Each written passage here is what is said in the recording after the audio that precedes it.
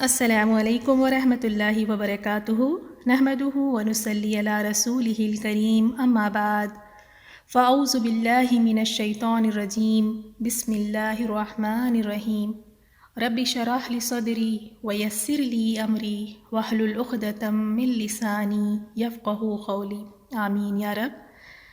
سورۃ الصف نیا سورہ شروع ہو رہا ہے۔ الحمدللہ اللہ تعالیٰ کا ہم شکر ادا کرتے ہیں، کیونکہ اللہ تعالیٰ جس کے لیے بھلائی کا ارادہ فرماتے ہیں اسے دین کی سمجھ عطا فرماتے ہیں۔ اللہ تعالیٰ نے دولت، شہرت، مال ہر کسی کو عطا کیا ہے، اس کے ماننے والوں کو، جو نہیں مانتے ان کو بھی۔ مشرکوں اور کافروں کی طرف دیکھیں کتنی شہرت اور مال انہیں دیا ہے، لیکن دین کی سمجھ، اپنی کتاب کا علم صرف اپنے محبوب لوگوں کو عطا فرماتا ہے۔ جن کے لیے اللہ بھلائی کرنا چاہتا ہے انہیں دین کی سمجھ عطا فرماتا ہے۔ تو اللہ تعالیٰ کی اس نعمت پر ہم شکر ادا کرتے ہیں اور یہ دعا کرتے ہیں کہ اللہ تعالیٰ ہمیں اس میں استقامت عطا فرمائے۔ یہ اللہ تعالیٰ کا احسان و فضل ہے کہ اس نے ہمیں چنا اور ہمیں اللہ تعالیٰ نے یہ بھلائی عطا کی۔ اس کے لیے اللہ تعالیٰ نے ہمارے سینوں کو کھول دیا۔ اللہ تعالیٰ ہمیں اخلاص عطا فرمائے کہ ہم صرف اس کی رضا کے لیے یہ علم لیں، تاکہ ہم سیکھیں اور پھر اس پر عمل کریں۔ تو دیکھتے ہیں سورۃ الصف، بہت ہی مختصر سا چھوٹا سا سورہ ہے، 28ویں پارے کا، اور اس میں 14 آیات ہے، مدنی سورہ ہے اور 2 رکوعات ہے اس میں۔ تو سب سے پہلے اس میں ہم دیکھیں گے شان نزول کی کیا سبب رہا ہے، کیا ریزن تھا کہ اللہ تعالیٰ نے یہ سورہ کو نازل فرمایا، اور پھر آیت نمبر 1 سے 4 میں ہم دیکھیں گے وہ جو بات کہتے ہیں اس پر عمل نہیں کرتے، کہتے تو ہیں لیکن کرتے نہیں، تو ان کے بارے میں اللہ تعالیٰ نے کیا فرمایا ہے۔ پھر آیت نمبر 5 اور 6 میں ہم موسیٰ علیہ السلام کا قصہ دیکھیں گے اور عیسیٰ علیہ السلام کا، کہ موسیٰ علیہ السلام کو ان کی قوم نے کس قدر ان کو ایذا پہنچائی، اور پھر عیسیٰ علیہ السلام کے بارے میں دیکھیں گے کہ عیسیٰ علیہ السلام کو ہمارے نبی صلی اللہ علیہ وسلم کے نام احمد کے ساتھ بشارت دی گئی۔ پھر آیت نمبر 7 اور 9 میں ہم دیکھیں گے سب سے بڑا ظالم، اللہ تعالیٰ حفاظت فرمائے، محفوظ رکھے کہ سب سے بڑا ظالم اللہ کی نظر میں کون ہے۔ اور پھر آیت 10 سے 13 میں عذاب علیم سے نجات دینے والی تجارت، یعنی کچھ تجارتیں ایسی بھی ہوتی ہیں جس سے اللہ کے عذاب سے بچ سکتے ہیں۔ لوگ تو یہاں پہ دنیا کے فائدوں کے لیے تجارت کرتے ہیں، لیکن اس سورہ میں ہم دیکھیں گے کون سی ایسی تجارتیں ہو سکتی ہیں جس سے عذاب علیم سے ہم بچ سکتے ہیں، دردناک عذاب سے۔ پھر آیت 14 میں ہم دیکھیں گے مسلمان ہر حال میں دین کے مددگار ہیں، یعنی مسلمانوں کی صفت بتائی گئی کہ وہ ہمیشہ دین کی مدد کرتے ہیں۔ اور پھر بنی اسرائیل کے بارے میں بتایا گیا کہ ان کا ایک گروپ تو ایمان لایا اور دوسرا گروپ انکار کر دیا، کفر کیا، اور جو ایمان لائے ہیں ان کے لیے پھر اللہ تعالیٰ نے کس طرح ان کی مدد کی۔ تو ٹوٹل 14 آیات ہیں۔ تو چلیں بسم اللہ ہم شروع کرتے ہیں۔ سورۃ الصف یہ مدنی سورہ ہے، 28ویں پارے میں ہے اور 14 آیات ہیں اس کی اور 2 رکوعات ہیں۔ اور سورۃ الصف یعنی صف کہتے ہیں جو سیدھی لائنز بنا کے کھڑے رہنا، روز میں کھڑے رہنا، ایک دوسرے کے ساتھ جڑ کر صف بنا کر کھڑے رہنا۔ اور سورۃ الصف کو مسبحات بھی کہتے ہیں۔ اگر پچھلا سورہ آپ نے تفسیر سنا ہو، سورۃ الحدید اور حشر کی، تو اس میں ہم نے بتایا تھا مسبحات ان سوروں کو کہتے ہیں جن کا آغاز، جن کی ابتدا، یعنی جس کی پہلی آیت میں اللہ تعالیٰ کی حمد و ثنا کا ذکر ہو، یعنی ایسا سورہ جس کی شروعات ہی اللہ تعالیٰ کی حمد و ثنا اور تسبیح سے شروع ہو رہی ہیں، تو ان سوروں کو مسبحات کہتے ہیں۔ اور قرآن الکریم میں اس طرح 7 مسبحات سورے ہیں۔ ایک ہے بنی اسرائیل، اور سورۃ الحدید، سورۃ الحشر، سورۃ التغابن، سورۃ الجمعہ، سورۃ الاعلی اور یہ سورۃ الصف۔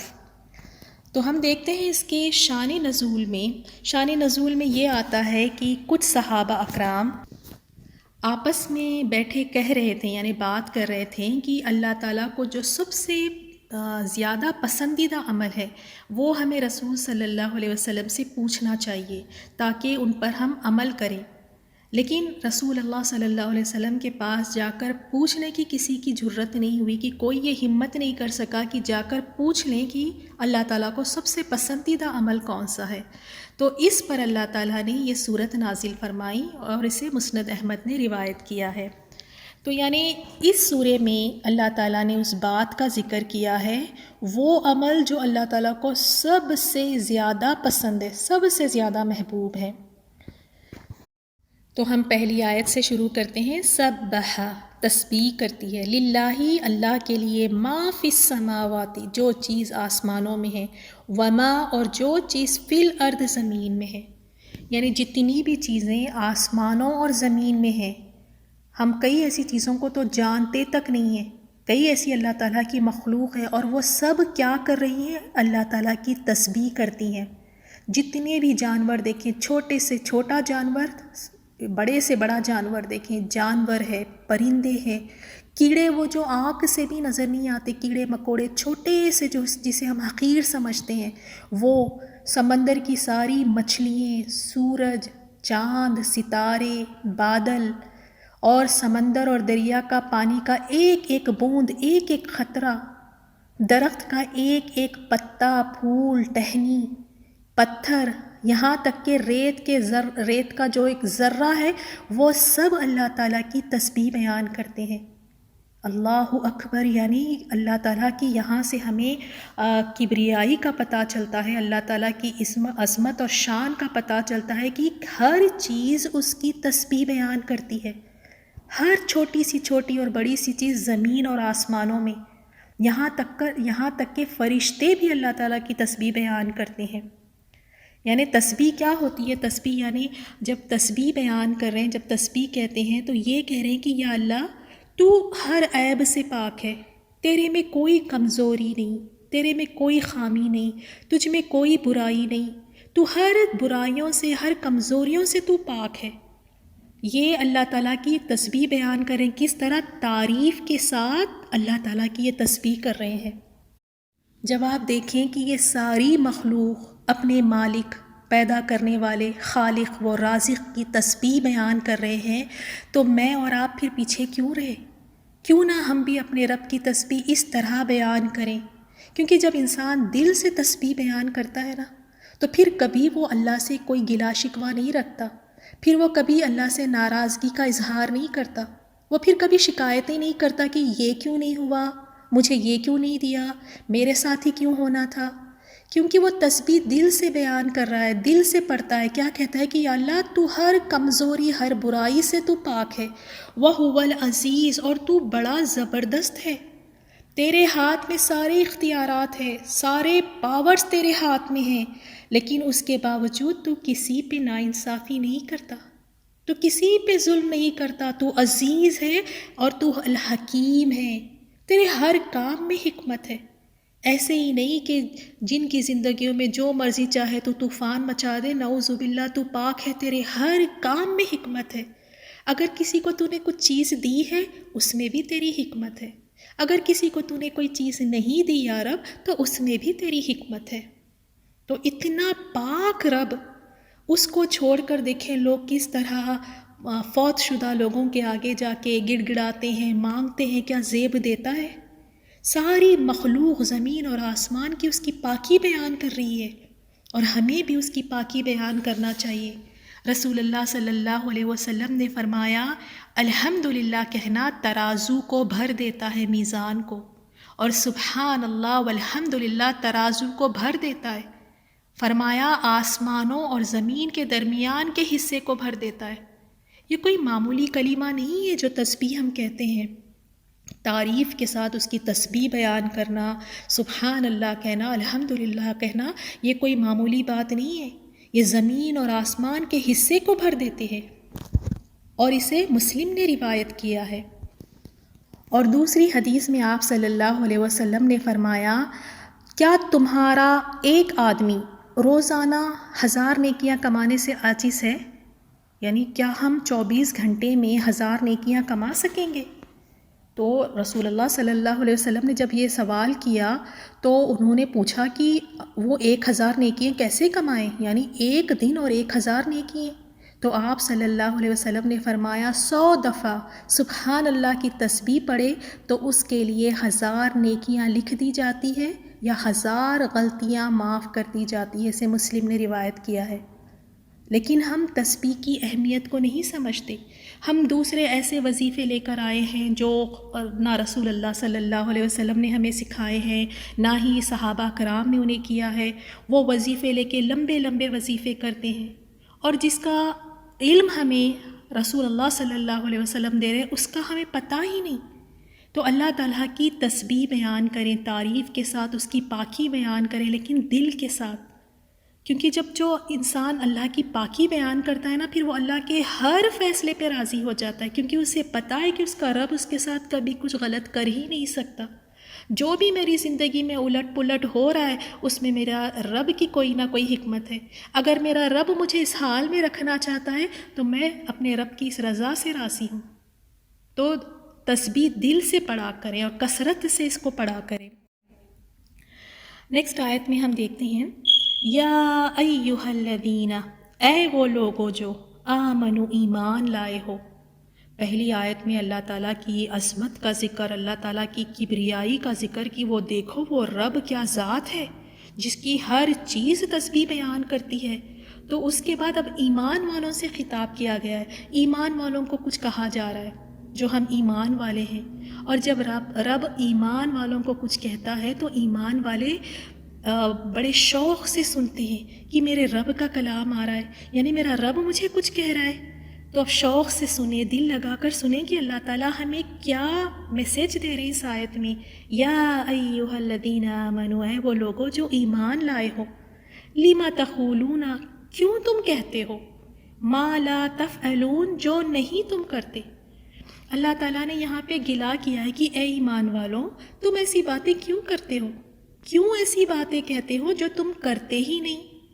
تو اس کے بارے میں ہم دیکھتے ہیں، جیسے شروعات میں ہم دیکھتے ہیں کہ جو لوگ اسلام قبول کر لیے تھے، ایمان لے آئے تھے، انہیں صبر کرنے کا حکم دیا گیا تھا، کیونکہ ان کے اوپر بہت زیادہ ظلم و ستم ڈھائے جاتے، انہیں ٹارچر کیا جاتا، تو صبر کا ہی حکم دیا گیا تھا۔ کہا کہ اپنے ہاتھوں کو روک لو۔ تو اس وقت پر ان کا یہ ہوا کرتا تھا کہ اللہ تعالیٰ کیوں نہیں ہمیں جہاد کا حکم دیتا، اگر اللہ ہمیں جہاد کا حکم دے تو ہم ان کو دکھائیں ذرا، ہم بھی ان کو مزہ چکائیں۔ لیکن جب کیا تھا کہ ہاتھوں کو روکنے کا حکم تھا کہ لڑائی نہیں کرنی، صبر سے کام لینا ہے، اور اس میں بھی حکمت تھی، کیونکہ ابھی تو کچھ ہی لوگ جو تھے وہ اسلام قبول کیے تھے، نئے نئے اسلام میں آئے تھے، چند ہی لوگ تھے۔ اگر تبھی جہاد فرض کر دیتے تو جتنے لوگ اگر ایمان لائے ہیں وہ تو پھر وہیں پہ ایمان وہیں پہ ختم ہو جاتا، کئی لوگ اس میں شہید ہو جاتے۔ ابھی اسلام نیا نیا تھا، کمزور تھے لوگ، اسلام ابھی اتنا زیادہ اسٹرانگ نہیں ہوا تھا، تو اس حکمت کی وجہ سے کہا کہ ہاتھیں روک لو۔ اور اس وقت ان لوگوں کی کیا خواہش تھی کہ اللہ ہمیں کیوں نہیں حکم دیتا، کیوں ہمیں ہاتھ روکنے کے لیے کہا ہے، ذرا ہمیں بھی تو اللہ تعالیٰ اجازت دے، پھر ہم دکھائیں ان کو۔ پھر بعد میں جب اللہ تعالیٰ نے جہاد کا حکم دیا تو ان میں سے کچھ لوگوں نے کہا کہ اللہ تعالیٰ نے کیوں یہ حکم دیا، یعنی وہ پھر لوگوں سے اس طرح ڈرنے لگے جیسے اللہ تعالیٰ سے ڈرتے ہیں، بلکہ اللہ سے بھی کہیں زیادہ۔ اور یہ ان کی آزمائش جنگ احد میں ہو گئی، جب اللہ تعالیٰ نے احد میں ان کو لڑنے کا حکم دیا، جہاد کا حکم دیا، تو اس میں سے کئی لوگ پیٹ پھیر کے بھاگ گئے، جو منافق لوگ تھے وہ جنگ احد میں حصہ نہیں لیے۔ تو اس طرح ان کی آزمائش ہو گئی، جو پہلے بڑی باتیں کرتے تھے کہ ہم کر کے دکھائیں گے، ہم پہ جہاد فرض کر دیں، اور جب واقعی وقت آیا تو وہ پیٹ پھیر کے بھاگ گئے۔ اور اس میں 2-3 معنی اور یہ بھی آتے ہیں کہ جیسے اللہ تعالیٰ نے فرمایا کہ مومنو تم ایسی باتیں کیوں کہا کرتے ہو جو کیا نہیں کرتے، یعنی اس میں یہ بھی ہے کہ تم ایسے وعدے کیوں کرتے ہو، یعنی تم وعدے تو کر لیتے ہو اور وعدہ کرنے کے بعد پھر تم اس وعدے کو پورا نہیں کرتے۔ اور یہ منافقین کی صفت ہے کہ وعدہ کر لینا اور اس کو پورا نہیں کرنا۔ اللہ تعالیٰ ہماری حفاظت فرمائے منافقت سے۔ رسول اللہ صلی اللہ علیہ وسلم نے فرمایا منافقین کی 3 نشانیاں ہیں، ایک جب بات کرے تو جھوٹ بولے، دوسرا جب وعدہ کرے تو اس کی خلاف ورزی کرے، اور تیسرا جب اس کے پاس امانت رکھی جائے تو اس میں خیانت کرے۔ اور دوسری حدیث میں آپ صلی اللہ علیہ وسلم نے فرمایا جس میں 4 باتیں ہوں وہ خالص منافق ہے، یعنی اگر 4 باتیں اس میں آ جائیں تو وہ پکا منافق ہے، اور جس میں ان میں سے کوئی ایک بات ہو، یہ چاروں میں سے اگر کوئی ایک بات ہو تو اس میں نفاق کی ایک خصلت موجود ہے، حتیٰ کہ اسے چھوڑ دے، اب یعنی اس میں منافقت آ گئی۔ اور دوسری حدیث میں بھی ہمیں منافقت کی نشانی پتہ چلتی ہے، اس میں یہ ہے کہ جب لڑائی جھگڑا ہو ایسے شخص سے تو وہ گالی گلوچ پر آ جاتا ہے، بد زبانی کرنا، بد کلامی کرنا۔ اللہ تعالیٰ ہمیں منافقت سے محفوظ رکھے۔ اسی لیے اللہ تعالیٰ نے فرمایا، آیت نمبر 3 دیکھیں، کبورا بڑی ہے، مختن ناراضگی کے اعتبار سے، عند اللہ اللہ کے نزدیک، ان یہ بات کہ تقولو تم کہو، ما لا تفعلون جو نہیں تم کرتے۔ اللہ کے نزدیک ناراضگی کے اعتبار سے یہ بہت بڑی بات ہے، بہت بڑی بات ہے کہ تم وہ بات کہو جو کرتے نہیں۔ اور اسے ہم حدیث سے بھی ہمیں اس بات کی اہمیت پتہ چلتی ہے۔ حضرت عبداللہ بن عامر بن ربیع سے روایت ہے، انہوں نے فرمایا کہ رسول صلی اللہ علیہ وسلم ہمارے پاس تشریف لائے جب کہ میں ابھی بچہ ہی تھا۔ میں کھیلنے کے لیے باہر نکلا، میری امی نے کہا، اے عبداللہ آؤ میں تمہیں کچھ دوں۔ رسول اللہ صلی اللہ علیہ وسلم نے ان سے فرمایا، تم اسے کیا دینا چاہتی ہو؟ انہوں نے کہا کہ میں اسے کھجور دینا چاہتی ہوں۔ تو آپ صلی اللہ علیہ وسلم نے فرمایا، تم اگر ایسا نہ کرتی تو تمہارا ایک جھوٹ لکھا جاتا۔ اسے مسند احمد نے روایت کیا ہے، یعنی اگر کوئی بات کہہ دینا اور اس پر عمل نہیں کرنا وہ ایک جھوٹ میں شامل ہو جاتا۔ حالانکہ یہ ماں اپنے بچے سے کہہ رہی ہے، چھوٹی سی بات ہے جسے ہم اہمیت نہیں دیتے، اور ہم بچوں کو کتنی باتیں کہہ دیتے ہیں کہ بیٹا فلاں چیز آپ کر لو میں آپ کو یہ لا کر دوں گی، آپ یہ کر لو میں آپ کو یہ چیز لا کر دوں گی، اور دینا وینا کچھ نہیں ہوتا۔ تو یہ ایک جھوٹ ہے، ایک وعدہ خلافی ہے، یہ منافقت کی نشانی ہے۔ آیت نمبر 4 میں اس بات کا ذکر ہے، وہ عمل جو اللہ تعالیٰ کو سب سے زیادہ محبوب ہے۔ فرمایا، ان اللہ یحب، بے شک اللہ تعالیٰ پسند کرتا ہے، محبت کرتا ہے، الذین ان لوگوں کو جو یقاتلون لڑتے ہیں، فی سبیلہ اس کی راہ میں، صفاً صف میں، کأنہم گویا کہ وہ بنیان ایک عمارت ہے، مرصوص سیسا پلائی ہوئی۔ یعنی جو لوگ اللہ تعالیٰ کی راہ میں پیر جما کر لڑتے ہیں، صفوں میں لڑتے ہیں، ایسے لوگوں کو اللہ تعالیٰ ان سے محبت فرماتا ہے۔ اللہ تعالیٰ نے یہاں پہ صف بندی کا ذکر فرمایا ہے کہ کس طرح یہ صفوں میں ایک ساتھ جڑ کر اللہ کے راستے میں یہ جہاد کرتے ہیں۔ اور یہ صف کس طرح ہے؟ جیسے کہ ایک دیوار ہو، ایک عمارت ہو، سیسا پلائی ہوئی، یعنی ایک ایسی دیوار جو سیسا پلائی ہوئی ہو، ایک ساتھ جڑی ہوئی ہو۔ اس دیوار میں اگر دیکھیں تو نہ ہی کوئی اس میں کوئی سوراخ ہے، نہ ہی کوئی اس میں دراڑ ہے، نہ ہی کوئی ٹیڑھی ترچھی وہ دیوار ہے، بالکل ایک ساتھ جڑی ہوئی، ایک ساتھ جیسے سیسا پلائی ہوئی، مضبوط ایک ساتھ کھڑی ہوئی ہے۔ یعنی یہ لڑائی کرتے ہوئے ایک دوسرے کے ساتھ مل کر صف باندھے ہوئے ہوتے ہیں۔ جیسے ایک دیوار کی طرف دیکھیں کس طرح دیوار ایک ساتھ جڑی ہوتی ہے، اس طرح یہ ایک ساتھ صف باندھ کر اللہ کے راستے میں یہ جہاد کرتے ہیں۔ ابن عباس رضی اللہ تعالیٰ عنہما فرماتے ہیں کہ وہ ثابت قدم ہوتے ہیں، وہ اپنے قدموں کو جما کے رکھتے ہیں، ان کے پاؤں ڈگمگاتے نہیں، وہ پھر ایک دوسرے کے ساتھ ملے ہوئے ہوتے ہیں، مل کر ایک دوسرے کے ساتھ اللہ کے راستے میں وہ جہاد کرتے ہیں۔ تو اللہ تعالیٰ نے اس آیت میں صف بندی کی تعریف فرمائی، اور یہ حکم اللہ تعالیٰ کی طرف سے ہے کہ صف میں ہو، اس طرح ہو کہ ایک ساتھ جڑے ہو۔ مومن بھی ایک عمارت کی طرح، بالکل ہر مومن جدا جدا نہیں ہوتا، ایک عمارت کی طرح، ایک دیوار کی طرح یہ ایک دوسرے کے ساتھ جڑے ہوتے ہیں، جس طرح اینٹ ایک دوسرے کے ساتھ جڑی ہوتی ہے۔ اور نماز میں بھی ہمیں یہی تعلیمات دی گئی ہے کہ صف میں نماز پڑھی جائے، وہ صف اتنی پیاری ہو کہ ایک لائن میں سب کھڑے ہو، کوئی آگے کوئی پیچھے نہیں، کاندھے سے کاندھا جڑا کر ایک ساتھ نماز پڑھے صف بندی میں۔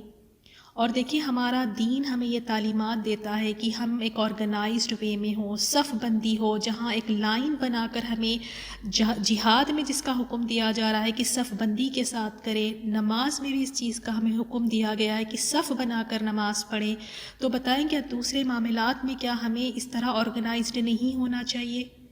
کہیں بھی اگر کوئی ادارہ ہو یا کہیں کوئی چیز تقسیم ہو رہی ہو یا کوئی اسکول ہو، مدرسہ ہو، آپ دیکھیں کہ صف بندی نہیں کی جاتی، تو بچوں کو یہ ڈسپلن ہمیں سکھانا چاہیے، کیونکہ یہ ہمارا دین ہمیں سکھاتا ہے کہ بچے ہمارے ہو یا بڑے ہو جو بھی ہو ایک ڈسپلن وے میں صف بندی کے ساتھ کام کرے، اور خاص طور پہ جہاد کا ذکر یہاں پر آیا ہے اور نمازوں میں بھی یہی بات کا حکم دیا گیا ہے۔ تو یہاں پر اللہ تعالیٰ نے جو بات فرمائی ہے ذرا ہم اس پہ تھوڑا سا توجہ دے لیتے ہیں کہ اے ایمان والو، تم یہ بات کیوں کہتے ہو جو تم کرتے نہیں؟ تو یہ اس وجہ سے بھی اللہ تعالیٰ نے نازل فرمائی۔ کچھ لوگوں نے یہ بھی کہا کہ ہم جہاد میں حصہ لیے ہیں، حالانکہ انہوں نے جہاد میں حصہ نہیں لیا تھا۔ انہوں نے یہ بھی کہا کہ ہم نے تیر اندازی کی تھی، حالانکہ انہوں نے کوئی تیر اندازی نہیں کی۔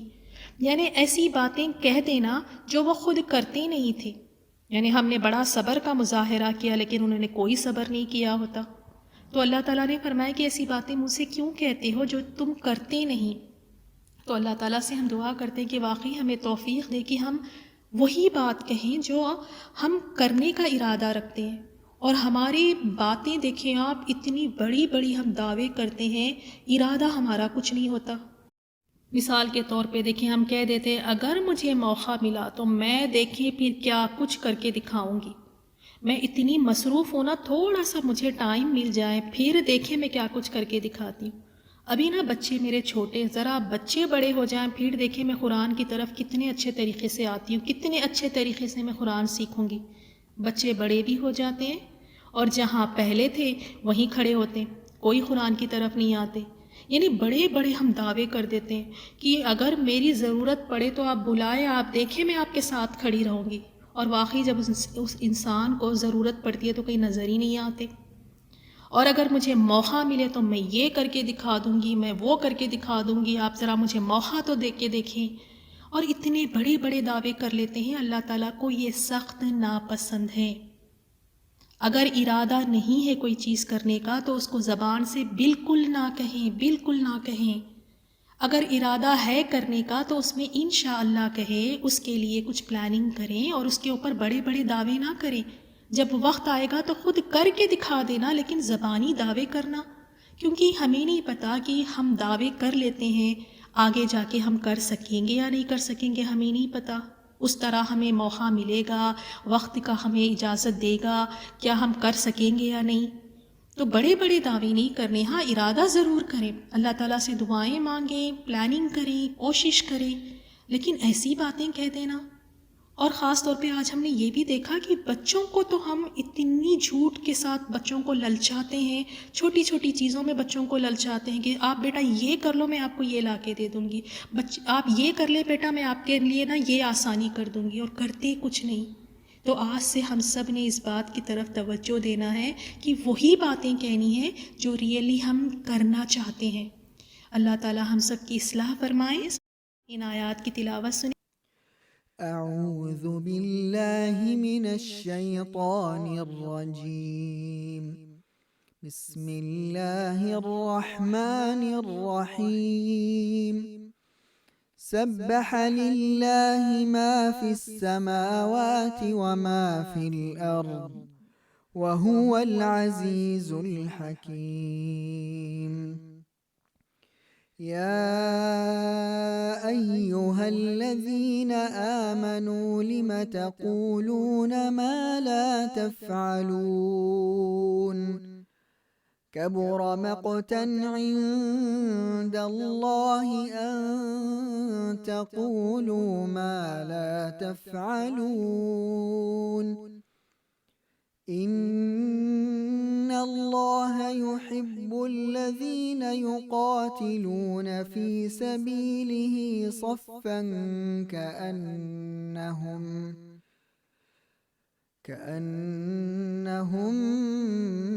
بنيان مرصوص۔